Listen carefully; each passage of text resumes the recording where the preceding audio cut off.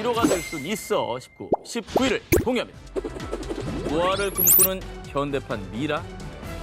자, 여러분들께 저희 프로그램에 대한 애정이 어느 정도인지 좀 체크를 한번 해보도록 하겠습니다. 프리한 19 첫 회 1호죠. 방송 주제랑 최초로 1위를 했던 특종이 뭔지 기억하시나요? 저 기억합니다. 냉동이. 1위는요. 한떡 시금치 바로 옆에 계시는 전현무 씨가 여전히 삶과 죽음의 경계에서 불멸을 꿈꾸는 이들이 있습니다. 현재 전 세계적으로 냉동 인간이 600여 명 있습니다. 미국의 유명 메이저리거였던 고 테드 윌리엄스 역시 사후 냉동 인간이 됐고요. 아, 그래요? 그리고 세계적인 검색 엔진 구비의 수석 엔지니어 레이커즈와 1등 유명인들도 사후 인체 냉동을 계획하고 있습니다. 그들은 의학적으로 사망하더라도 훗날 미래 과학기술에 의해 다시 살아날 수 있다고 믿는 것이죠. 야, 이게 사실은 신의 영역이라고 도전할 수 없었던 그런 분야인 건데 이게 가능하다고 믿는다는 것 자체가 굉장히 놀라운 것 같아요. 자, 그렇다면 제일 먼저 부활을 꿈꾸며 인류 최초의 1호 냉동인간이 된 사람이 누구냐? 바로 미국의 심리학자였던 제임스 베드포드입니다. 그는 어떻게 최초의 냉동인간이 되는 길을 선택하게 됐을까요? 생전 간암으로 투병하던 그는 암이 폐로 전이되자 죽음을 직감합니다.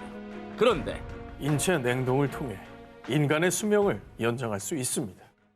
한 생명연장협회에서 베드포드에게 냉동인간 프로젝트를 제안했던 겁니다. 미래에 암 완치 기술이 개발되면 제 삶을 다시 이어갈 수 있겠죠. 그렇게 1967년 1월 12일 베드포드는 전대미문 인류 최초의 1호 냉동인간이 됐습니다. 이렇게 냉동인간이 된 베드포드는 현재 미국 애리조나주에 위치한 한 생명연장 재단에서 54년째 부활을 기다리고 있습니다. 근데 어떻게 봅니까? 현재 이거를 냉동해서 다시 이제 녹여요. 음. 살아날 가능성이 있습니까? 궁금해 진짜. 인체의 약 70%는 수분이기 때문에 냉동 과정에서 부피가 커지고 뾰족해지면서 인체 세포를 손상시킨다고 합니다. 그래서 인간을 냉동할 때 몸속의 체액을 모두 빼낸 뒤 부동액을 주입, 영하 196도의 액체 질소가 담긴 금속 캡슐에 보관한다고 합니다. 자, 그런데 문제는 냉동인간을 다시 살리는 해동 기술입니다. 현재로서는 냉동인간을 온전히 되살릴 수 있을 만한 해동 기술은 개발되지 않은 상황입니다. 특히 냉동 보존 기간에 뇌세포에 생긴 손상을 복구하는 기술이 필요하다고 합니다. 하지만 일각에서는 2045년쯤 나노 기술로 손상된 뇌세포를 복구, 그때쯤이면 인체 냉동 보존술로 소생한 최초의 인간이 출현할 것으로 전망하고 있다고 합니다. 야, 그러고 보니까 45년이면 이거 얼마 안 남은 거예요. 20년 정도 남은 거죠. 근데 요즘에 생각해봐. 옛날에 못할 거라고 하는 걸 다 하고 있잖아요. 지금. 그렇죠. 맞아요. 자, 54년 전에 잠든 인류 최초의 냉동인간 제임스 베드포드. 과연 그는 언제쯤 긴 잠에서 깨어나 부활할 수 있을까요? 비주류에서 주류가 된 이것. 아마 저희 새 기자들뿐만 아니라 전 세계인 대부분이 요즘은 뭐 이메일 주소 최소 하나쯤은 다 갖고 있을 겁니다. 그죠? 이메일 주소가 몇 개인지 모르겠네요. 지금 열 몇 개는 되는 것 같아요. 자, 그런데 말이야. 우리는 한 번쯤 이것에 주목할 필요가 있습니다. 오상진 @furian19.com 요 메일 주소에서 유저 이름과 이 도메인을 구분해 주는 일명 골뱅이 이 @기호를 도대체 누가 최초로 이메일 주소에 넣었는지 그리고 왜 하필 이 기호를 사용했는지 그 이유가 궁금하네. 이거 궁금하시죠? 여러분 메일 주소 속 이 @기호는요 이메일의 역사와 함께 시작됐습니다.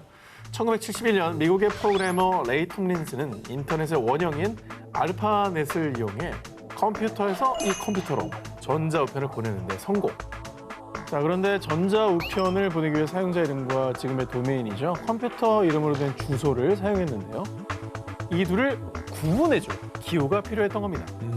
그래서 텀린스는 키보드로 입력할 수 있는 특수 기호를 찾아보던 중 그래, 사람들이 주소를 보고 헷갈리지 않도록 뭐별 의미도 없고 잘 쓰지 않는 기호가 좋겠네. 자, 그래서 톰린스는 AT, at, 즉 장소를 의미하는 기호이자 사람들이 잘 쓰지 않는 기호를 픽. 그렇게 쓰임새가 적었던 이 기호는 이 기회를 통해 비주류에서 주류로 등극할 수 있었습니다. 제일 많이 쓰는 기호가 됐죠, 이제. 그러네. 제일 안 쓰던 기호가 제일 많이 쓰는 기호가 됐어요. 근데 1971년이라니까 그때는 뭐 인터넷이라는 게 대중화되기 한참 전이었고 맞아. 손편지 쓰고 뭐 우리 위문 편지 쓰던 그런 시대였는데 컴퓨터에서 컴퓨터로 전자우편을 보낸 거잖아요. 그렇지. 과연 어떤 내용을 보냈을까? 사실 뭐라고 썼는지 잘 기억이 안 나요. 대문자로 쓴 것 같은데 뭐 별로 의미는 없었을 거예요. 아마 키보드 자판 순서대로 쿼티 자판처럼 아무 의미 없는 내용을 적었을 거라고 밝혔습니다. 그러니까 진짜 테스트 삼아 아무거나 보냈구나. 위에 있는 거 쪼르륵 눌렀네. 비록 최초의 전자우편과 앳기어를 도입한 텀린스는 본인이 보낸 메시지를 기억 못했지만요. 전 세계인들이 그가 만든 메일 주소와 앳을 사용해 서로의 안부를 전하기도 하고 또 중요한 업무 내용을 보내는 등 앳을 널리 쓰이게 한 업적을 남겼습니다. 아니 다른 나라에서는 뭐라 부를까? 자, 이탈리아와 프랑스에서 이 앳을요 달팽이, 아하. 스웨덴에서는 코끼리코, 그리고 영국에서는 양배추, 대만에선 작은 쥐, 세르비아에서는 미치네이. 미친애는 뭐죠? 약간 미쳐 있잖아. 이게 약간 좀 너무 미쳐서 이제 쭉 뻗었다는 거죠. 1억 3천만 뷰 영상의 정체는 1억 3천만 뷰? One of the elephants. Cool thing about these guys is that they have really long. 뭐야? 코끼리가 이거 처음 봐? 진짜? 아니 코끼리가 코가 길다고 한 게 뭐야 저게? 코끼리는 코가 길죠. 자, 아까 제가 아니 뭐라고 코가 그랬어요? 짧은 코끼리를 보고 놀라는 게 히트 아니에요? 아, 그렇죠. 뭐야 이게? 약 18초쯤의 이 영상, 뭐 특별한 내용은 전혀 없어 보이죠. 그런데 이 영상이 너튜브에서 무려 조회수 약 1억 3천만 뷰를 기록. 영상 속의 남성은 너튜브의 전설로 등극했습니다. 아, 두 기자님께 너무 실망입니다. 이걸 모르시다니. 나 왔어. 나 얘기도 돼? 그거지. 최초의 유튜브 아니에요? 정답. 아 진짜? 와. 아 진짜? 와 이게 진짜 나 정말 생각도 못했네. 지금의 너튜브의 인기는 상상도 못했던 시절인 2005년 4월 13일 1호 영상을 올린 주인공 바로 너튜브의 공동 창립자인 자베드 카림입니다. 오너예요, 오너. 야 창립자야. 그렇습니다. 2005년 2월 너튜브를 개설한 그는 정식 서비스를 시작하기 전 샌디에이고의 한 동물원에서 친구에게 컴팩트 카메라를 주고 영상 촬영을 부탁했고요. 본인 이름인 자베드라는 채널을 만들고 어머머. 시범 삼아 Me at the Zoo라는 제목의 영상을 업로드했던 겁니다. 그리고 2005년 11월 너튜브 정식 서비스가 시작됐고요. 점차 너튜브 이용객이 급증, 1인 미디어라는 새로운 시장을 창출하고 전 세계에서 매월 20억 명이 이용하는 세계 최대 동영상 공유 플랫폼이 된 겁니다. 어린이 웬일이야. 자, 요새는 뭐 초등학생들이 연예인 된다 소리 안 하고 너튜브 되고 싶다고 얘기를 하더라고요. 맞아요. 자, 사람들은 너튜브 역사의 시작, 세계 최초의 너튜브 영상인 이 자베드의 영상에 주목을 했고요. 2018년에도 보고 2021년에도 또 보러 올 줄이야. 최초의 너튜버 성지순례하고 갑니다 라며 성지순례하듯 찾아와 댓글을 달았고요. 또 이 영상의 첫 댓글인 interesting, 이 흥미롭다 하는 댓글에도 성지순례한 사람들이 각자 소원을 적은 대댓글을 달기도 했다고 합니다. 자, 그렇게 사람들의 관심이 폭주한 자베드의 영상은 댓글만 약 1,100만 개. 와. 현재 너튜브 사상 최대 댓글 수를 기록 중이고요. 자베드의 채널도 이 단 하나의 영상으로 약 150만의 구독자를 보유한 인기 채널로 등극했습니다. 자, 자베드는 과연 이 영상을 올릴 때 너튜브가 세계 최대 동영상 공유 플랫폼이 될 줄 상상이나 했을까요? Really long. 세계에서 가장 오래된 놀이공원은 어린이들의 꿈과 희망이 가득한 곳, 남녀노소 동심을 소환시키는 놀이공원. 자, 그러면 세계 최초의 1호 놀이공원은 100년, 200년도 아니라 무려 438년 전인 1583년 덴마크의 클램펜보그 지역에서 문을 연 놀이공원 바비입니다. 기네스북에도 세상에서 가장 오래된 놀이공원으로 등재된 곳입니다. 르네상스 시절 만들었는데. 과거 덴마크 사람들은요, 바삐 인근 숲에 있는 한 샘물에 치유 효능이 있다고 믿었는데요. 사람들이 이 샘물을 마시기 위해서 모여들자 상인들은 노점상을 하나씩 차리기 시작했습니다. 또 연주자 왔고요, 공연자도 자리를 잡기 시작합니다. 그러자 바피에 재밌는 공연 한다던데 갈래? 좋지. 저녁까지 먹고 오자. 시장이 형성되고 있는 거죠. 이게 입소문이 옛날에도 빨리 퍼졌네. 그죠.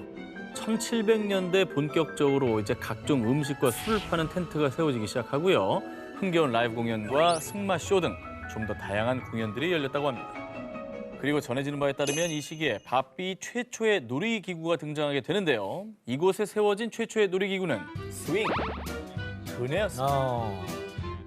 지금이야 동네 놀이터마다 있지만은 수백 년 전 처음 이 그네를 탄 덴마크 어린이들은 손에 땀 꽤나 흘렸을 겁니다. 자, 그리고 20세기에 들어서면서 바삐의 현대적인 놀이기구가 설치됐는데요. 1932년 바삐에 만들어진 나무 롤러코스터는요. 89년이 지난 지금까지도 가장 인기 있는 놀이기구로 손꼽힌다고 합니다. 안 무섭나? 아직도 있다고? 근데 생각보다 빠르지 않습니까? 1932년에. 그러니까 생각보단 빠르다. 그래서 거의 90년이죠. 이 나무 롤러코스터는 총 길이가 852m고요. 현재 최고 속도는 무려 시속 75km에 달할 정도로 빠른 스피드를 자랑한다고 합니다. 참고로 국내 L월드 롤러코스터의 시속이 70입니다. 70km. 그보다 더 빠른 속도로 가고 있는 것이죠. 자, 그리고 그 밖에도 현재 바삐에는 30여 개의 놀이기구가 운영 중이어서 매년 250만 명의 관광객이 찾는 인기 명소로 자리 잡았습니다.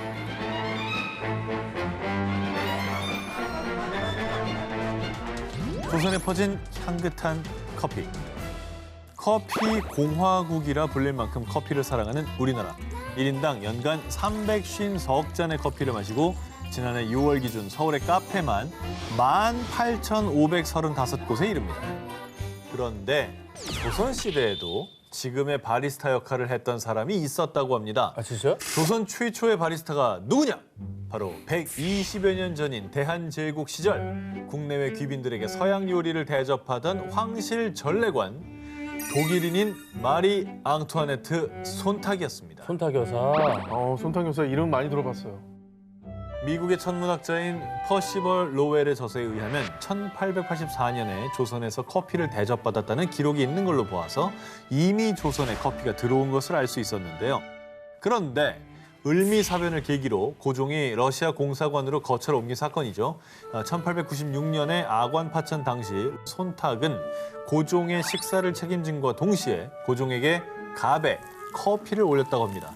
그리고 전해지는 이야기에 따르면 고종이 손탁이 내린 커피를 하루에도 몇 잔씩이나 마실 만큼 국내 최초의 커피 애호가가 됐다고 합니다. 천천히 드셔보시죠. 물론 뭐 그때 바리스타라는 직업 자체가 있었던 건 아니지만 결국에는 황실 수석 바리스타 역할을 하신 거잖아요. 그렇죠. 그런데 고종이 마시는 커피는 좀 특별하지 않았을까 하는 생각이 듭니다. 오, 황제가 먹던 커피에 관심 있으십니까? 어떤 네. 품종입니까? 고종의 취향을 저격한 커피 스타일을 알려드리면요. 당시에는 뚝배기 같은 그릇에 커피가루를 넣고 물과 함께 끓인 후에요. 그 끓인 물을 체나 천에 거르거나 가루가 가라앉은 후에 위에 있는 맑은 물을 떠서 먹었다는데 오호. 참고로 이 방법이 커피의 본고장인 에티오피아의 전통 커피 내리는 법과 유사하다고 합니다. 지금은 원두 종류 워낙에 많잖아요. 조선시대는 어디서 온 원두를 어떤 걸 먹었을까요? 취재해보니까 당시 신문에 커피 판매 광고가 있었습니다. 1896년에 독립신문 영문판에 실린 최초의 커피 판매 광고.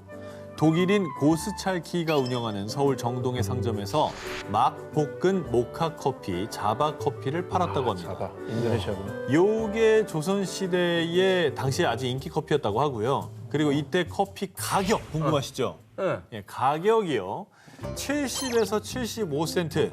당시 엽전 5냥 정도의 가치로 쌀 2대를 살 수 있는 가격이었는데요. 우와, 진짜 비쌌네. 저게 지금 커피가 캐비어 거의 반값이에요.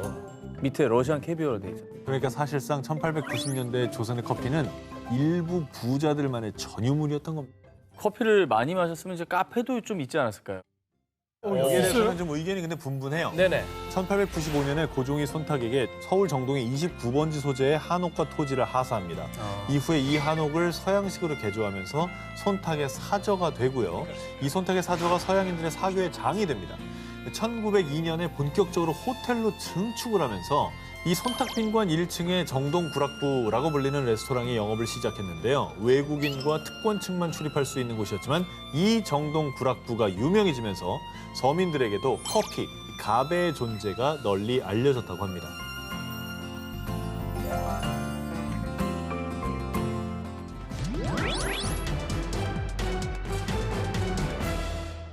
국토교통부에 따르면 2019년에 발생한 교통사고는 22만 9,600건, 부상자는 34만 1,712명을 기록했습니다. 아이고.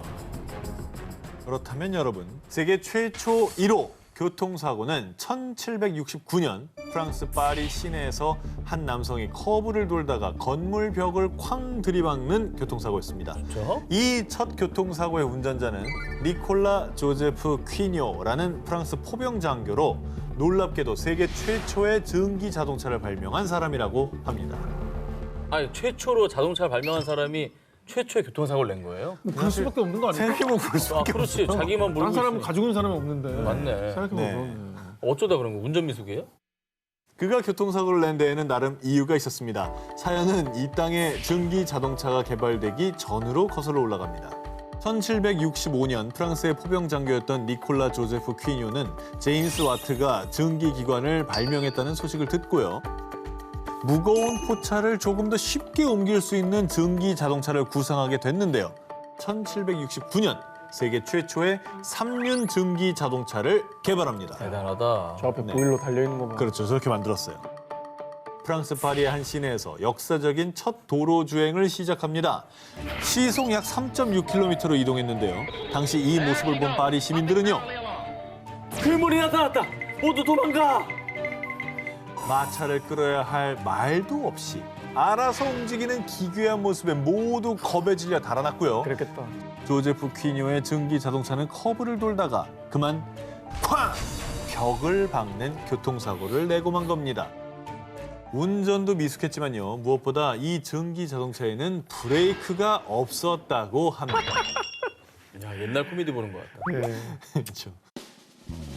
뭐구나. 아, 했네. 재현을 잘했네. 이게 사실 사고 날 속도가 아니에요, 저 정도면. 저 정도 속도면은 네. 급하게 돌만 구해서 밖에 끼워도 안 갈 것 같은데요. 당시 상황을 지켜보던 육군 장교들은 사람 잡는 무서운 기계야. 상부에 보고해 빨리. 결국 조세프 퀴뇨는 사람들에게 겁을 준 죄로 수감되고 말았습니다. 발명의 길이 이렇게 멀고도 험한 것 같습니다. 예. 그렇죠. 덕분에 그래도 인류 최초란 타이틀 2개나 얻은 거죠.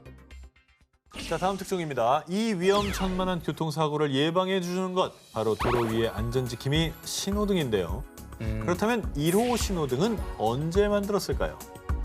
저 일단 교통사고 난 이후일 것 같아요. 저 직후에 빨간불을 하면은 뭐 돌을 갖다 끼든가 빨리 좀 서라. 수신호로 이렇게 깃발로 하든가. 아니, 당연히 저 이후겠죠. 저 이전에 없었으니까. 증기자동차가 발명된 후 구교통수단인 마차와 신교통수단인 증기자동차가 뒤섞여 도로를 활보했는데요. 마차와 증기자동차가 서로 속도가 달라서 교통질서가 엉망이었습니다. 그래서 발명된 게 바로 교통질서를 잡는 교통신호기. 이 교통신호기는요, 영국의 철도 엔지니어인 존 피크나이트가 발명한 것인데요. 어느 날 길에서 우연히 끔찍한 교통사고를 목격한 그는요. 또 사람이 교통사고로 죽었어. 사람이 계속 죽어가는 이 도로를 어떻게 하면 좋을까? 교통사고를 예방할 수 있는 방법을 고민하다가 당시 철도에서 사용된 날개식 신호기를 떠올렸고요. 그렇게 1868년 세계 최초의 도로 교통 신호기를 개발했습니다. 저군요. 약간 허수아비 같은데? 당시 가스를 사용해 적색과 녹색의 이색 신호등을 밝혔는데요. 양 날개가 45도 아래로 내려와 있으면 주의, 90도 옆으로 벌어져 있으면 정지를 의미했다고 합니다. 자, 그렇다면 이 세계 최초의 신호등은 과연 어디에 설치됐을지 짐작이 되십니까? 바로 영국 런던에 국회의사당이 있는 웨스트민스터 교차로에 최초의 신호등이 설치됐습니다. 진짜. 지금도 저긴 아주 어마어마한 번화가죠. 지금도 뭐 저기에 빅벤 뭐 다 있잖아요. 그런데 말입니다. 이 세계 최초의 신호등은 설치한 지 불과 1개월 만에 안타깝게도 철거되고 말았습니다. 그 이유는 신호등에 가스가 누출돼 폭발. 당시 신호등을 조작하던 경찰이 큰 부상을 입었던 겁니다. 아이고. 저러 자면 경찰이 수침하지 그냥. 차라리 이제 그렇게 생각이 되는 거죠. 세계 최초의 자동차와 신호등. 참신한 아이디어가 사람들의 생명을 구해주는 발명품으로 진화한 사례였습니다. 인류 최초로 이룬 비행의 꿈. 자, 두 기자님께 여쭙겠습니다. 인류 최초의 유인 비행선을 만든 사람은 누굴까요? 라이트 형제. 자, 라이트 형제. 보통 그렇지 않나요? 동력 비행기를 만들었잖아요. 아, 라이트 형제입니까? 라이트 형제가 뭐 위인전도 나오니까. 정말 겸상 못하겠네요. 동력 비행기를 개발한 라이트 형제보다 먼저 최초의 유인 비행선을 만든 주인공, 바로 몽골피의 형제입니다. 몽골피의 형제는 말이죠. 라이트 형제가 동력 비행기를 개발한 1903년보다 무려 120년 전인 1783년 열기구인 최초의 유인 비행선을 개발, 하늘을 나는 역사상 첫 비행 신화를 이룩했습니다. 1782년쯤 형인 조제프 미셸 몽골피에가 종이 주머니에 묻은 풀을 불 앞에서 말리다가 실수로 종이 주머니를 놓치고 말았는데요. 주머니가 하늘을 날아다니네? 이에 형 조제프는 곧장 동생 자크를 찾아갔습니다. 두 사람은 불을 피워낸 연기를 주머니 속에 집어넣어 하늘로 떠오르게 하는 기구 개발에 매진했는데요. 1783년 마을 사람들을 모아놓고 열기구를 하늘로 띄우는 공개 실험을 했다고 합니다.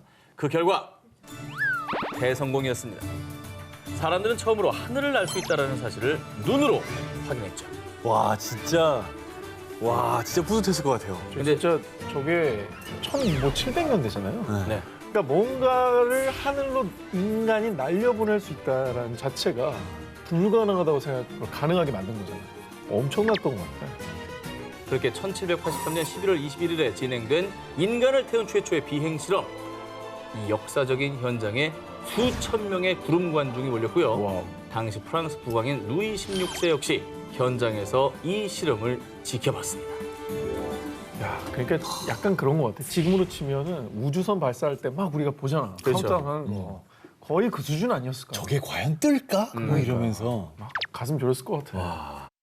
당시 몽골피해 형제가 만든 열기구에는요, 사형수를 태우자는 의견이 있었습니다. 아 그러니까 진짜 위험하게 생각했구나. 뭐 안전이 담보가 안 돼 있으니까. 자, 그런데 이 역사적인 일을 죄수에게 맡길 수 없어. 물리학자인 필라르트 드 로지에와 장교인 프랑스와 로랑이 직접 열기구에 탑승하겠다고 자원했습니다. 멋있죠? 그렇게 몽골피해 형제의 열기구는 두 사람을 태우고 하늘로 날아오른 결과 25분가량 9km를 비행, 인류 최초로 하늘을 나는 데 성공했습니다. 멋있다. 9km면 짧은 거리도 아니네요. 엄청 멀리 그렇죠. 갔지. 인류 최초 유인 비행선의 등장, 상상이 현실이 되는 위대한 순간이었습니다. 우주를 비행한 최초의 모모모. 지난해 1월 프랑스 스트라스부르에 위치한 국제우주학교. 이곳에 많은 사람들의 박수를 받으며 작은 고양이 동상 하나가 세워졌습니다. 고양이 동상이 세워진 사연은 수십 년 전으로 거슬러 올라갑니다. 1957년 10월 인류 최초 인공위성 스푸트니크 1호를 쏘아올린 소련. 이에 질세라 약 4개월 뒤 미국은 익스플로러 1호 발사에 성공하며 본격적으로 시작된 우주전쟁. 최초의 우주비행사 유리 가가린, 달에 첫 발을 내디딘 퍼스트맨 닐 암스트롱이 세계 최초 타이틀을 겟하기 전에 안전성을 입증하기 위해 인간을 대신해 수많은 동물들이 우주로 보내졌습니다. 당시 소련과 미국이 각각 개 라이카, 침팬치, 햄으로 잇따른 우주 동물 실험에 성공하자 프랑스도 여기에 도전장을 내밀었는데요. 지금까지 우주에 보내지 않은 동물을 세계 최초로 보냅시다. 그렇게 선택된 동물이 바로 고양이. 만약 성공하게 되면 이 고양이가 세계 최초의 우주묘가 되는 거네요. 우주묘. 그렇습니다. 그렇게 퍼스트 캣을 만들기 위한 지옥 훈련이 시작됐습니다. 훈련해야지. 첫 번째 훈련은 소음 훈련. 고양이들은 로켓 발사 소리와 우주의 강한 소음 등을 견딜 수 있도록 지속적으로 소음을 들어야 했다고 합니다.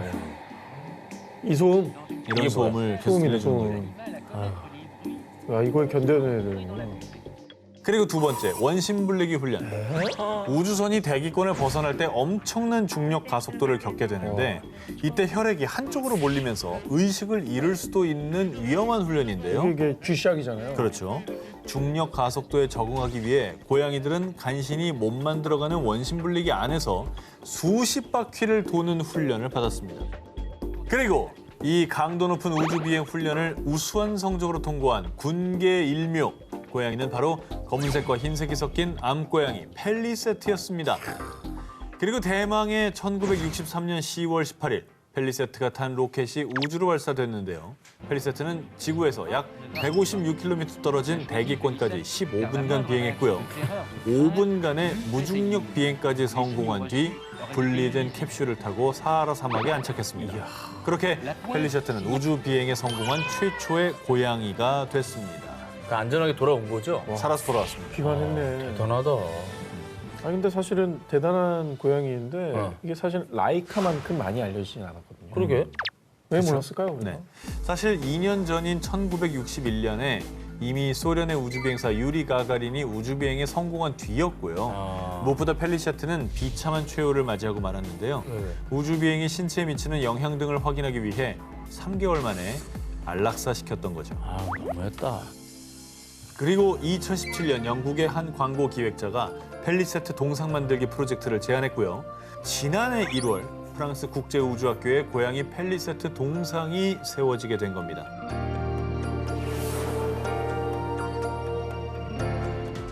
스코틀랜드 만장일치로 통과된 법은? 지난해 11월 24일 스코틀랜드 의회. The result of the vote on motion 23328 in the name of Monica Lennon is yes 121. There were no votes against, there were no abstentions. The motion is agreed and the Period Products Free Provision Scotland Bill is passed. 만장일치로 통과된 세계 최초의 이 법안. 스코틀랜드 자치정부 수반 니콜라 스터전은 획기적인 법안이라며 자랑스럽다는 소감을 전하게 됐습니다. 사실 정치라는 건 네. 이게 100%가 있을 수는 없는 거잖아요. 그렇죠. 궁금하네요, 그 법이.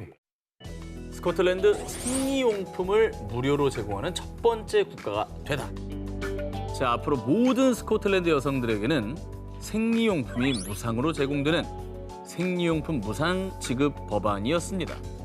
2017년 한국소비자원의 발표에 따르면 국내 생리대 한 개당 가격은 331원. 그런데 여성이 한 달에 7일간 생리를 하고 하루 6개의 생리대를 사용한다고 가정을 해보면 매달 약 14,000원, 매년 약 17만 원이 들어가고요. 30년간 생리를 한다고 하면 무려 500만 원 이상이 필요한 겁니다. 아, 적지 않은 돈이네. 만만치 않은 비용입니다. 그리고 2018년 스코틀랜드 한 여성단체에서 여성 5명 중에 1명이 생리대 대신에 신문지나 낡은 옷을 사용한 적이 있다는 조사 결과를 발표했는데요.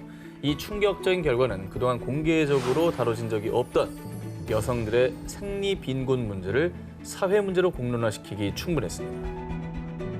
몇 년 전에 우리나라에서도 이 생리대에 살 돈이 없는 청소년들이 신발 깔창을 대신 사용한다는 뉴스가 있었잖아요. 그렇죠. 많은 분들이 정말 충격에 빠졌었는데 생리 빈곤이 비단 뭐 우리나라뿐만 아니라 세계적인 문제로 대두가 됐었네요. 자, 그렇습니다. 이후에 스코틀랜드에서는 2018년 9월부터 중학교부터 대학교까지 학생들에게 생리용품을 무상으로 지급해왔고요. 그리고 지난해 11월 모든 여성으로 대상을 확대했는데요. 이에 스코틀랜드 정부는 2,400만 파운드, 약 355억 원의 예산을 투자해 약국과 학교, 지역센터 등 지정된 공공장소에 생리용품을 비치해 놓을 예정이라고 전했습니다. 이후에 이 소식이 전 세계에 보도되자 여성을 위한 스코틀랜드의 위대한 첫걸음 응원합니다. 무상은 아니더라도 생리대 가격부터 좀 내려줬으면 세계 각국에서의 부러움과 응원이 쏟아졌습니다. 일단 스코틀랜드에서 시작을 했으니까 다른 나라에서도 전 세계적으로도 이 부분에 대한 논의가 좀 이루어져야 할 것 같아요.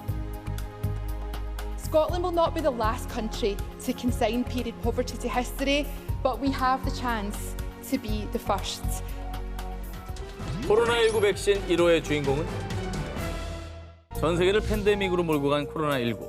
현지 시각으로 지난해 12월 8일 영국에서 세계 1호로 코로나19 백신 접종이 시행됐죠. 당시 영국 정부에서는요. V-Day는 정말로 중요한 순간입니다. 우리는 이제 이 긴 터널의 끝에서 빛을 볼 수 있게 될 겁니다. 백신 접종일을 V-Day, 백신의 날이라고 선포하며 역사적인 순간이라고 밝혔는데요.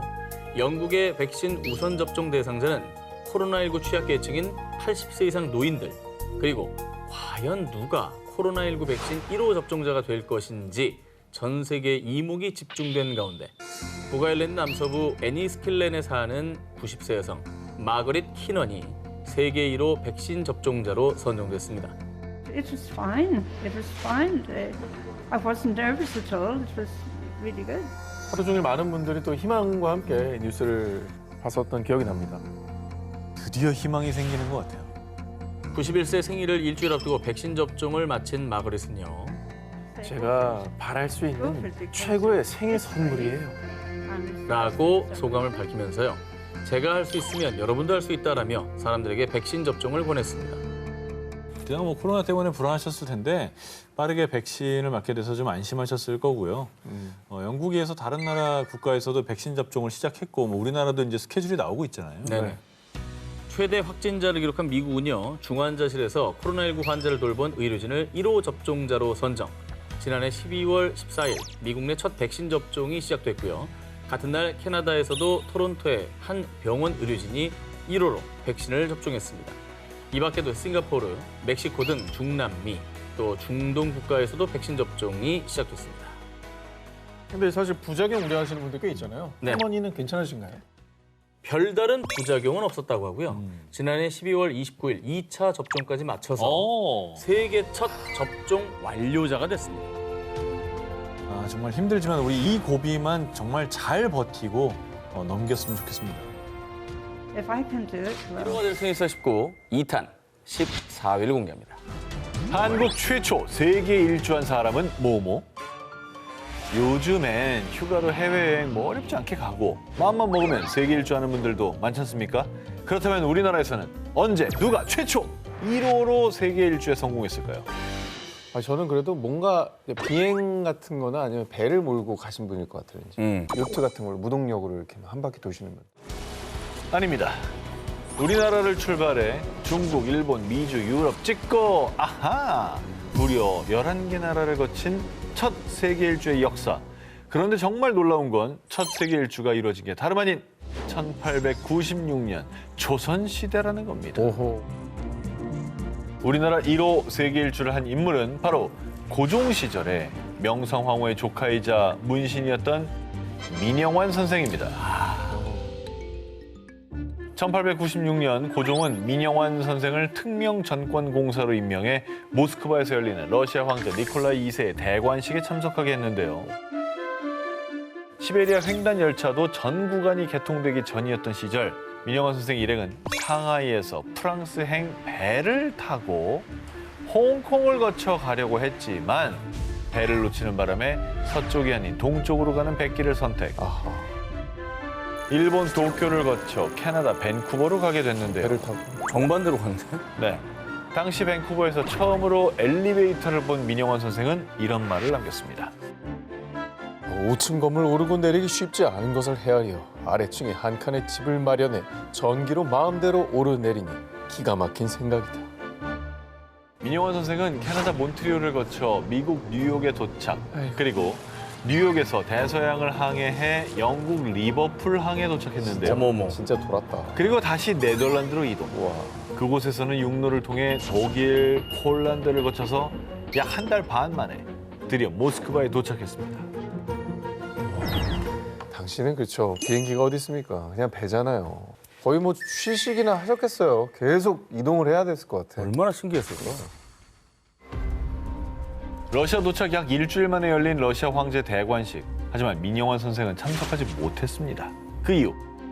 관모를 벗지 않으면 대관식이 진행되는 예배당에 들어갈 수 없는데 당시는 대한제국 이전이라 조선의 관료로서 예복을 갖추고 제도를 따르는 게 중요하던 시절이었기 때문에 결국 민영환 선생과 그 일행은 대관식을 들어가지 못하고 먼 발치에서 바라봐야만 했다고 합니다. 저렇게 한 달 반을 고생해서 갔는데 아휴. 그러니까 의관을 정지하는 게 정말 중요한 또 선비의 자질이었잖아요. 거기에 그 당시 시대 정신이 있었죠. 집중하신 거죠.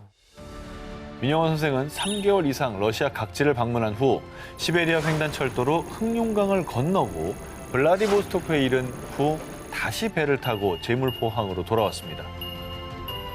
장장 6개월 21일 동안 태평양은 물론 대서양까지 건너 11개 나라를 돈 이 대장정이 우리나라 사상 최초의 세계 일주였던 겁니다.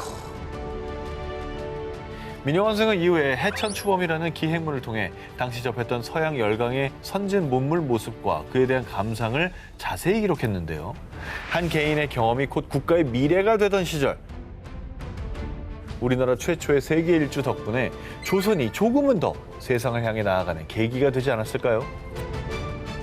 운전면허 첫 번째 합격자는 우리 모두 가지고 있는 공통된 자격증이 하나 있죠. 우리 국민 약 3,300만 명이 땄을 정도로 많은 분들이 취득한 국가고시 자격증, 운전면허증.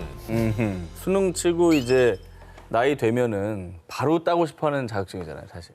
너무 갖고 싶어서 땄던 것 같아요. 어쨌든 이 운전면허증은 성인이라면 손쉽게 딸 수 있는 아주 흔한 자격증인데요. 그렇다면 우리나라 최초 1호 운전면허증을 딴 사람은 누굴까? 요거 궁금하지 않습니까? 이럴 때는 만만한 분이 있어요. 누군가요? 웬만하면 고정이에요. 뭐 선글라스, 뭐 커피. 그다음에 뭐 전화 통화. 네. 자, 설명드리겠습니다. 최초의 운전면허 1호 소유자는 누구냐? 때는 바야흐로 1913년 서울 낙산 부자 이봉래가 일본인들과 함께 자동차 회사를 설립했는데요. 그런데 한 가지 문제가 생겼으니 아니, 차가 있으면 뭐하노? 운전할 사람이 없는데. 그래서 고육지책으로 같은 해 아예 우리나라 1호 운전면허 시험장인 경성 자동차 운전 양성소를 설립. 어머. 그런데 또 문제가 생겨버렸습니다. 아니 운전면허 시험장을 차려놨는데 왜 아무도 안 오는 거예요? 강습료는 필요 아니합니다. 월급을 드리겠습니다. 이제 말발굽 대신 바퀴 달린 자동차, 운전은 경성자동차 운전양성소. 그렇게 겨우겨우 10명의 수강생을 모집. 이 10명 중 우리나라 1호 운전면허 소지자가 탄생했는데 그 영광의 주인공은 바로 앞서 자동차 회사를 설립한 낙산 부자 이봉래 아들 이용문. 당시엔 요즘처럼 운전면허 시험을 보지 않고 학원을 졸업만 하면 면허를 발급받았는데요. 이용문은 귀한 대접을 받고 약 2개월 만에 단기 속성으로 우리나라 1호 운전면허를 발급받았습니다. 그러니까 아버지 사업을 도우려고 면허를 딴 거네요. 그죠? 그러니까 뭐 사실 당시엔 차도 너무 귀할 때고 운전이란 개념 자체가 확연하게 없을 때 아니었겠어요. 그렇지. 정말 귀한 운전자였겠네요. 그렇습니다. 지금은 뭐 흔한 자격증이지만 한때는 귀하고 귀했던 자격증. 뭐 우리가 딴 운전면허는 어쨌든 국가고시라는 거. 모모로 시작된 한국보험사. 두 기자님 그리고 시청자 여러분, 요즘 실비, 자동차, 화재 등등등 보험 하나씩은 들고 계시죠? 그런데 혹시 궁금하지 않으십니까? 어떤 게? 우리나라에서 최초 보험은 과연 언제 누가 보장받았을까? 지금부터 제가 우리 보험사 중 최초의 1호들을 여러분께 알려드리겠습니다. 누구지? 자, 우리나라 1호 보험의 주인공은 사람이 아니라 소였습니다. 헛똑똑이들 같으니라고. 너무 뜻밖이다. 소로 농사 짓고 집도 사고 자식들 학교 보냈던 우리나라. 그래서 1897년 6월 이 땅에 대조선보험회사에 의해 최초로 보험이 도입됐을 때도 사람이 아니라 소가 보험 가입 대상이었습니다. 당시 보험증권은 무려 관청에서 공식 인가. 소 크기에 상관없이 마리당 한 양을 내시오. 소가 죽으면 크기에 따라 40에서 100냥을 드리겠소이다. 지금 가치로 따지면 약 3만 원을 내고 보험에 가입하면 소의 크기에 따라 120만 원에서 300만 원을 지급해주는 보험이었습니다. 당시 소 보험 제도는 독립신문에서도 그 내용을 확인할 수 있는데요. 그런데 우리나라 1호 보험인 소보험은 도입된 지 약 100일 만에 폐지됐습니다. 그 이유. 소보험에 가입하지 않으면 소를 거래할 수 없게 하란 말이다. 친일파 이완용의 형이자 농상공 대신 이윤용의 압박뿐 아니라 당시 보험이라는 제도가 낯설었던 백성들은 보험료를 일종의 세금인 우세로 받아들였다고 합니다. 이 때문에 소보험이 자리 잡질 못했던 것이죠. 아직 그냥 돈 뜯어간다고 생각한 거예요. 인식이 나빴을 때네. 우리 역사와 함께한 보험 1호들 앞으로도 든든하게 보장해주세요. 한국 최초의 모모. 자, 이번 특종은 영상을 먼저 보여드리겠습니다. 이거 뭐야? 술자리예요? 약간 술을 좀 드셨어요. His episode Why He Drinks 라는 제목으로 에 올라온 이 영상. 동료들이 실현당한 남성을 위로해주는 내용입니다. 1분 42초의 짧은 영상이지만 바로 여기서 대한민국 역사의 한 페이지는 쓰이게 됩니다. 우와, 뭐지? 특별한 분이야? 뭐 야, 이걸 못 맞춘다고요? 유명한 사람이야? 나 정말 대화하기 싫네. 이게 아니면 우리나라의 너튜브에 올라간 영상 1호인가? 사실 이 영상의 업로드 날짜는 무려 18년 전인 2005년 8월 9일 세계 최초의 너튜브 영상이 업로드되고 불과 3개월 뒤였습니다. 이 영상은 바로 한국 최초의 너튜브 영상이자 한국 1호 너튜버의 탄생입니다. 가장 긴 경력을 갖고 있는 너튜버인 거죠. 아직까지 활동하신다면? 그렇죠. 네. 최고 경력에. 원래 그 너튜브 창립자가 동물원에서 찍은 게 너튜브 첫 번째 영상이라고 저희가 한번 소개했었잖아요. 미했던 쭉. 네네네. 근데 이거는 이제 한국 최초인 거네요. 너튜버계의 시조세, 한국 너튜버의 아버지. 그 정체는 바로 찬이윤, 윤석찬 씨로요. 당시 그는 회사 야유회를 갔을 때 찍은 영상을 재미삼아 업로드하면서 이렇게 한국 너튜버의 역사가 시작된 것이죠. 그리고 우리 선부자께서는 또 하나의 역사를 써내려 가셨는데요. 여러분, 너튜브 이전에 일반인이 촬영한 인터넷 동영상 뭐가 있었습니까? UCC. 아, UCC. UCC 공모전 많이 했어 우리. 많이 했었지. 그렇죠. 그런 것도 있었어요. 단체로 춤추는 거 뭐 이런 것도 있었고. 맞아. 그래. 텔미 나왔을 때 막 UCC 경찰 였어요, 무슨 중학생 엄청 많았는데 그때. 그렇습니다. 너튜브란 신세계를 영접한 윤 씨는 국내 UCC 열풍에 한몫한 D사, TV팟 출시에도 기여. 그리고 개발자란 본캐답게 18년 동안 쭉 너튜브에 IT, 클라우드 기술 관련 영상도 업로드하면서요. 우와. 한국 1호 너튜버로서 활발히 활동을 하고 있습니다. 대박. 계속 하시네. 역사를 만약에 역사책을 쓴다? 그럼 저분이 당연히 무조건 올라가야 되는 사람인 거네. 모모가 길어진 나라. 요즘 직장인들은 금요일에 퇴근하면 토, 일, 주말은 쉴 수 있지만 솔직히 월, 화, 수, 목, 금 열심히 일하는 5일은 그렇게 시간이 안 가더니 토, 일, 주말은 순삭. 직장인의 불치병, 월요병으로 고생하는 분들 많으실 겁니다. 게다가 요즘 워라밸 중요하지 않습니까? 그래서 요즘 전 세계적으로 화두가 되는 것이 바로 주 4일제 근무. 실제로 아이슬란드, 스페인, 핀란드, 일본, 미국 일부 다국적 기업이 주 4일제를 시범적으로 실시했는데요. 하지만 국가적 경제 문제, 국민의 삶에 큰 변화가 되는 문제인 만큼 국가적 차원에서의 공식 정책으로 채택되진 않았습니다. 우리도 이제 주 6일제에서 주 5일제 될 때 난리 났었잖아요. 난리 났죠. 논란도 있었고. 그때도 기억나요. 뭐 망한다. 맞아. 5일제. 나라 망한다. 6일제에서 5일제 가면은 그만큼 생산 안 하면 우리나라 수출 되냐. 근데 사실 뭐 큰일 안 일어났습니다. 그러니까 적절한 답을 잘 찾는 게 더 중요하겠죠. 그런데 말입니다. 아랍에미리트 세계 최초 주 4.5일제 공식 도입. 지난 2022년부터 아랍에미리트에서 세계 최초로 주 5일제보다 짧은 근무제인 주 4.5일제를 도입해 화제가 됐습니다. 그래도 중간에서 만났네. 4일제, 5일제 사이에. 합의 봤네요. 그러니까 우리도 주 6일제에서 5일제로 가기 전에 어떻게 보면 5.5일제 한 거잖아요. 근데 4.5일제가 4일제는 뭐가 차이가 있는 거예요? 아랍에미리트는 원래 일요일부터 목요일까지 근무하고 금, 토를 쉬는 주 5일제를 시행하고 있었습니다. 2022년부터 공공기관과 학교 이런 공공부문에 주 4.5일제를 우선 적용, 금요일 오후부터 일요일까지 총 2.5일이 주말이 됐습니다. 아랍에미리트 정부는요. 주말이 길어지면서 업무 생산성이 높아지고 근로자들의 워라밸 또한 향상될 것이라 기대합니다. 그리고 휴일이 길어질 경우 월급이 줄어들까 봐 걱정하는 근로자들이 있는데요. 아랍에미리트에서는 주중 근무 시간을 조금씩 늘렸기 때문에 전체적인 주당 근무 시간과 월급에는 큰 차이가 없다고 설명했습니다. 실제로 아랍에미리트 국민들도 일할 땐 일하고 놀 땐 확실히 노는 게 좋아요. 만족합니다. 라며 주 4.5일제 도입에 대부분 긍정적인 반응을 보였고요. 직원들 만족도도 높아 결근율이 무려 55%나 감소.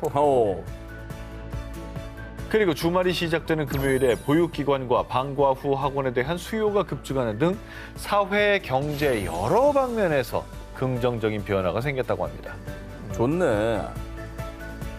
저기 좀 반응이 좋네요, 지금. 아니 그리고 쉬는 날 또 가서 쓰잖아요. 그러니까요. 그러면 그 분야가 다른 활성화가 쪽이 되고 다른 쪽이 활성화되는 더 거죠. 잘 되는 효과가 있는 거죠. 우리 모두는 아랍에미리트를 지금 보면서 제발 잘 되라 잘 되라 하고 그렇지. 있는 거죠. 제발 아랍에미리트 분들 화이팅입니다. 네. 세계 최초 주 4.5일제 도입. 우리나라도 언젠가는 금요일에 일찍 퇴근하고 좀 더 길고 여유로운 주말을 즐길 수 있는 날이 오지 않을까요? 미 최초 화폐 새긴 모모 얼굴. 신사입니다. 세종대왕 이황의 공통점. 바로 우리나라 화폐 속의 인물이죠. 이처럼 각국의 화폐에는 그 나라를 대표하는 역사적 인물이 선정이 됩니다. 그죠. 그래서 미국은 1달러짜리에 조지 워싱턴 초대 대통령, 5달러짜리에는 에이브러함 링컨 대통령 있잖아요. 자, 그리고 2022년 10월 미국 조폐국에서 발행한 25센트 주화 속 인물로 이분이 선정됐다는 소식이 전해졌습니다. 25센트? 이거 근데 사실 기사가 크게 나가지고 난 모르는데요. 미국 화폐 최초란 타이틀과 함께 미국 화폐계의 새 역사를 쓴 위인, 바로 이분입니다. 안나 메이 웡? 미국 25센트 주화에 새겨진 주인공은 바로 고 안나 메이 웡. 그녀는 사상 최초로 미국 화폐에 새겨진 아시아계 인물입니다. 그러니까 뭐 요즘 뭐 성차별이니 인종차별이니 많이 하지만 그래도 알게 모르게 이런 게 좀 남아있는 것들이 있는데 이 미국 화폐에 최초로 아시아계 여성의 얼굴이 들어갔다. 아, 좋다. 이거는 정말 큰 의미를 갖는 거죠. 근데 대체 누굽니까? 나처럼 모르는 사람이 있어요. 안나 메이 웡은 20세기 초반에 활동한 배우였습니다. 1905년 LA 차이나타운에서 세탁소를 운영하는 중국계 이민자 가정에서 태어난 메이 웡. 어릴 때부터 배우를 꿈꾸며 엑스트라, 단역을 시작으로 차근차근 꿈을 키워나갔는데요. 하지만 네 노란 얼굴을 보니 주인공은 절대 못할 거다. 1910년대 미국, 메이 웡은 인종차별로 숱한 시련을 겪었습니다. 그래도 그 난관을 극복하고 재능을 인정받은 그녀는 17살이던 1922년 영화 바다의 통행료에서 주연으로 발탁. 영화도 흥행에 성공하며 드디어 그녀 인생에 꽃길이 펼쳐진가 했지만 남자 주인공하고 키스씬이 있는데 메이 웡은 동양인이라 키스씬을 못 찍는다니까요. 당시 할리우드에선 인종이 다른 배우 간의 신체 접촉 금지. 동양인의 얼굴을 한 메이 웡은 마음껏 연기를 펼칠 수 없었고요. 메이 웡에게 주어진 역할은 지독한 살인마, 성착취를 당하는 여성 등 당시 백인 여배우들이 꺼리는 역할뿐이었습니다. 저랬던 시절이 있었구나. 야, 근데 인종이 다르다고 신체 접촉이 금지예요? 하지만 그녀는 포기하지 않았습니다. 오로지 연기력으로 승부한 결과 1932년 영화 상하이 익스프레스, 1933년 영화 주홍의 연구 등 주옥 같은 작품을 남기며 결국 할리우드에서 대성공, 큰 사랑을 받았고요. 1962년 아시아계 여배우 최초로 할리우드 명예의 전당에 헌정됐습니다. 이야, 멋있네. 이겨냈네요, 이겨냈어. 저 때는 인종차별이 지금하고는 완전 차원이 다를 정도로 심했을 텐데 그 벽을 뚫었다는 거는 진짜 엄청나네요. 이에 2022년 미 조폐국은 미국 사회와 역사 발전에 기여한 여성들을 기리기 위해 2022년부터 매년 5명의 여성을 선정, 그녀들의 얼굴을 새긴 25센트 기념주화 발행 프로젝트를 진행하면서요. 그 첫 번째 주인공으로 아시아계로서 인종차별의 벽을 부순 메이 웡을 선정, 그녀의 업적을 기렸습니다. 1억 4천만 원에 팔린 모모. 2021년 프랑스의 한 경매장에서 1억 4천, 1억 4천, 1억 4천. 자, 축하드립니다. 1억 4천만 원에 낙찰됐습니다. 무려 10만 7천 유로, 한화 약 1억 4천만 원이란 거액에 낙찰된 이것은 바로 세계 최초의 문자 메시지.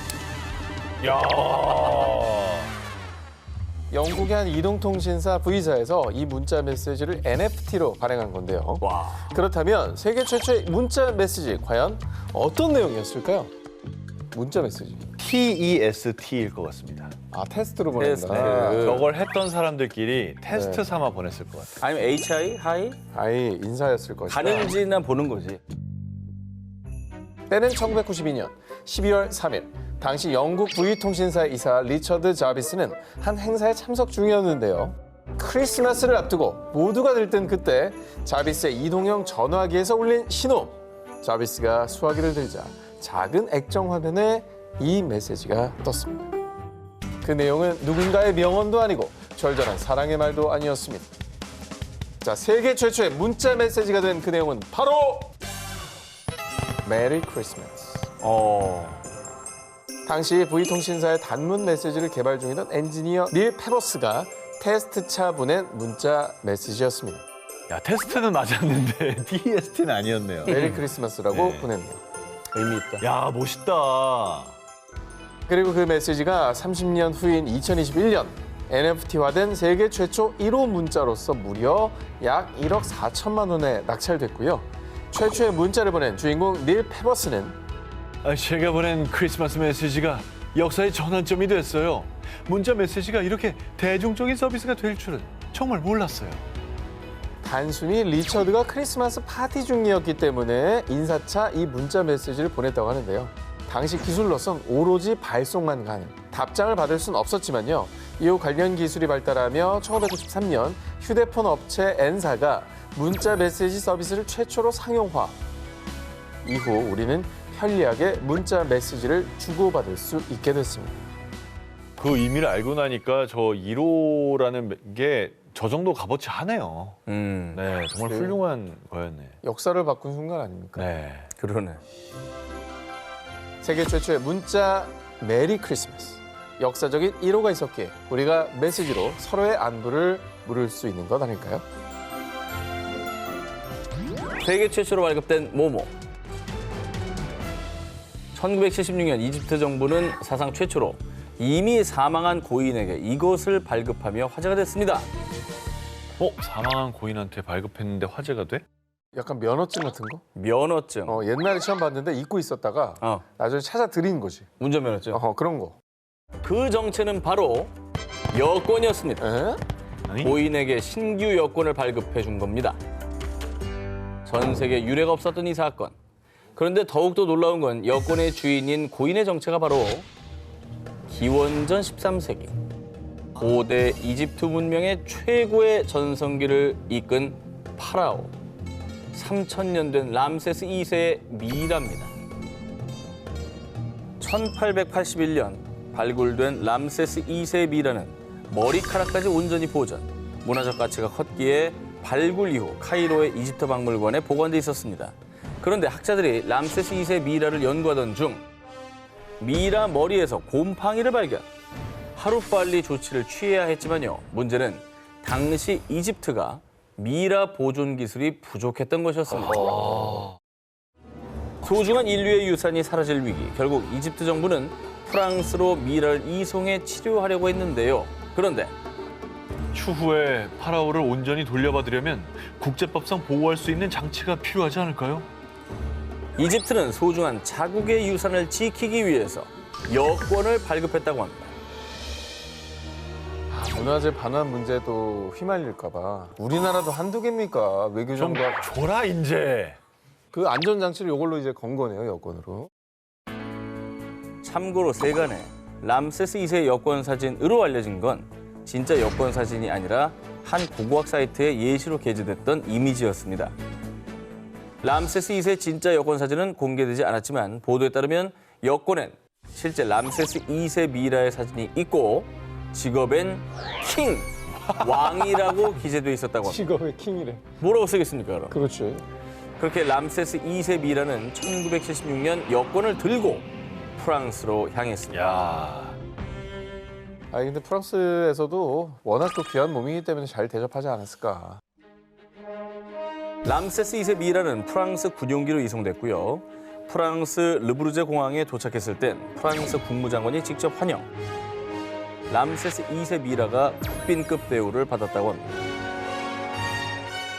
프랑스 연구원들이 미라의 곰팡이균을 파악해 방사선 치료를 했고요.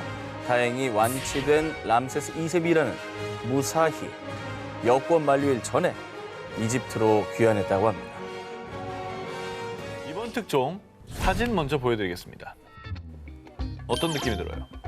무섭네요. 어떤 상황일까요? 이거는 뭐 학생 경험을 토대로 좋은 내용은 아닌데요. 그리고 일단은 뭐 이렇게 땀 흘림이라든가 이모티콘이 없어요. 너무 건조하지. 저 화가 났다는 얘기입니다. 아, 그래요? 그렇다면 다른 문자 보여드릴게요. 네네. 이건 좀 괜찮아요. 이모티콘이 들어가 있으니까 확실히 부드러워지네요. 잠깐 저기 아까랑 똑같은 내용이잖아요. 죄송한데 세계 최초의 이모티콘의 탄생이에요? 네.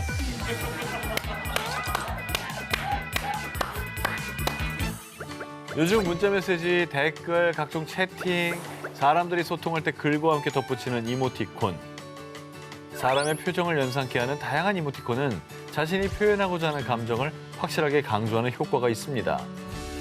이모티콘을 미처 못 보내고 문자를 보내고 잊어버린 적이 있는데 나중에 확인이 꼭 들어와요. 제 기분에 대해서. 화났어? 그러니까 나는 그런 감정이 전혀 없는데. 어. 그러니까 이제는 필수가 된 거지. 자, 그렇다면 이렇게 우리가 일상에서 유용하게 쓰는 이모티콘을 가장 먼저 쓴 최초의 인물이 누구냐? 이모티콘이 처음 등장한 건 1982년 9월 19일 오전 11시 44분 미국의 C대학교 온라인 게시판이었습니다. 대학생들이? 82년에 그랬나 봐. 앞서 나가셨는데? 세계 1호 이모티콘을 올린 사람은 학생이 아닌 컴퓨터학과 교수인 스콧 팔먼. 그는요. 인터넷에 글만 쓰면 상대방의 몸짓이나 표정을 알 수 없어 농담인지 진심인지 구별할 수가 없죠. 글로 소통하는 데에는 한계가 있어서 대학의 온라인 게시판에 글만 올릴 수 있다는 점이 문제라고 생각했는데요. 온라인상에서 서로 오해하고 다투는 경우를 예방하기 위해 감정을 표현할 방법을 고안했습니다. 그래서 그가 처음으로 사용한 이모티콘 바로 이겁니다. 구두점인 콜론으로 눈을, 하이픈으로 코를, 괄호로 웃는 입꼬리를 나타내서요. 이 조합으로 웃는 얼굴 이모티콘과 또 찡그린 얼굴 이모티콘을 만들어냈습니다. 그렇게 세계 최초의 이모티콘이 탄생하게 된 겁니다. 저게 어떻게 보면 라삐 프렌즈나 카삐 그 캐릭터들의 원조네요. 그 녀석들이. 이 최초의 이모티콘은 팔먼 교수가 사용한 지 일주일 만에 아주 핫해져서 한 달도 채 안 돼 캘리포니아에 있는 대학들에까지 인기. 그렇게 탄생한 1호 이모티콘은 점차 전 세계에 퍼져 지금까지도 널리 사용되고 있고요. 이제는 기호를 이용한 이모티콘에서 사진이나 그림을 이용한 이모티콘까지 다양한 이모티콘이 사랑받고 있습니다. 네.